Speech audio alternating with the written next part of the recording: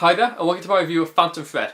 So Phantom Thread is a film I've been excited for a very long time. In fact, it was my most hyped movie for ages, because it's a new film by writer-director Paul Thomas Anderson, who for my money is the best director in the world right now. He is on top form, and he has been on top form for a couple of decades. So he is really on a good streak. And Phantom Thread is, straight up, not one of his best works, but my god is it still great. It's fantastic even still. So yeah.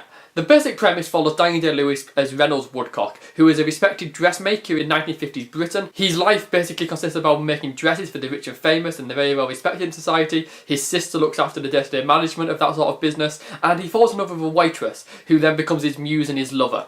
And what then happens is Phantom Thread then becomes this intricate depiction of love and hate and lies and truth, and it's just a canvas of eerie, perverse, twisted sexuality and twisted love. It's a film I think I would describe as kinky, even though it's a film with no sex at all. It is so charged with sexual just tension, but lacks any sex whatsoever. It is a completely repressed film, which only makes it more obscene and more out there. It's really daring and ambitious in just how perverse it goes with its characters.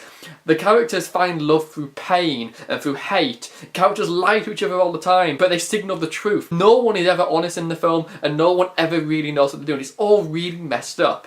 And then on top of this, there's so many other aspects to it. I mean, a strong part of this is Daniel Day-Lewis's character has an affectionate relationship with his mother, and in a way, kind of all of his sort of angst plays back into that idea. He also has these two women, his sister and his lover, who are kind of fighting over him throughout the film, and their ruinous sort of war is something that he knows about, but he doesn't really try and stop. In fact, I feel that the ruins of that fallout is the only thing he can cling to.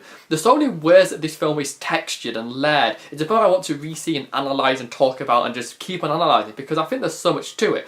Paul Thomas Anderson's camera work is amazing, and obviously the film looks fantastic because it's a film that is visually out there and stunning and simple. It looks like a very old Hollywood film, and I think that is very intentional. In fact, I think there's shades of other films in here. I think most distinctly there's a shade of Hitchcock's Rebecca in this film. There's also a ton of other ideas in Phantom Thread, so there's tons of metaphors. I think one of the most interesting ones is the way food is used throughout Phantom Thread. Food is used to represent everything. Food represents love, sex, hatred, but food's also used for more explicit things. Food is a weapon, food is noise, food is a distraction. And so food is something that's used in almost every scene of Phantom Thread. There's so many things where people eat, and I think it's interesting, and that's a way that Paul Thomas Anderson builds his world. In fact, Paul Thomas Anderson always builds his worlds in interesting ways. I think Inherent Vice, for example, uses music to build its world, whereas Phantom Thread uses food. I think that Paul Thomas Anderson captures the world like no one else. Paul Thomas Anderson's films generally take place in the 20th century, in historical time periods, and he always uses that to capture an era, and he always uses that to just bring the film into a setting that feels really real in a way that I think no other director ever consistently does. On top of this, Phantom Thread is just so fascinating. I think there's endless debate to be had about what the characters get out of each other, because so much of it is ambiguous, so much of it is repressed. There's such a simple story at its heart, but quite what the characters mean is going to be debated for a very long time, I suspect. I suspect that Daniel Day-Lewis's character's ultimate motivations are as vague or as unknown to him as they are to everybody else, and I think that he's kind of interesting. I feel like he's watching his own life fall apart. He knows he's being poisoned, he knows this is the end, he knows that this relationship's going to sour everything around him, and yet he's keeping the relationship going. I also think it's interesting that the dream sequences in Phantom Thread, of which there is a couple, are filmed exactly the same as the normal sequences. I think this is a film that really plays with simplicity, it really plays with not being fancy, it plays with just simple storytelling, but done with so much cerebral ambiguity that you really have to think about what it means. I think the characters are indecipherable. It's pushing the boundaries of what it could be saying without ever being overly complex. It's a really simple setup, and the film is told with simple, sparse cinematography. It's told with very, very simple storytelling. It's not massively complex, but what you get is this really enticing story. It's really perverse and messed up. I love perverse, messed up, sexually weird films. And I think what's also interesting is just how sexless Phantom Thread is. There is no sex. It is very much a film about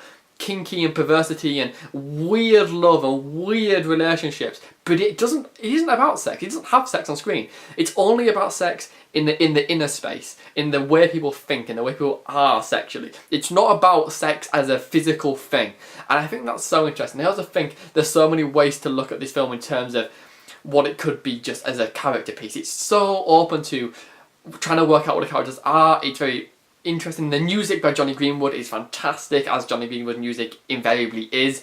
It's utterly stunning. I think this is a film that really deserves all the praise it's going to get. I thought this might be Paul Thomas Anderson's first big misstep. I thought, well, he's doing a film about something that he's not really known for. I mean, all of his previous films were set in California, and I was worried that making a film about British characters might be his downfall, because generally when American filmmakers write and direct a movie about British characters, they misunderstand the nuanced difference between British and American characters. But Paul Thomas Anderson totally nails the characters, totally nails the world, and I just think this is a fantastic work. I think there's no question. Phantom Thread is a masterpiece, and the very first masterpiece I've seen in the cinema in 2018. I think there's no question Phantom Thread will go down in the ages as one of the best works of this year.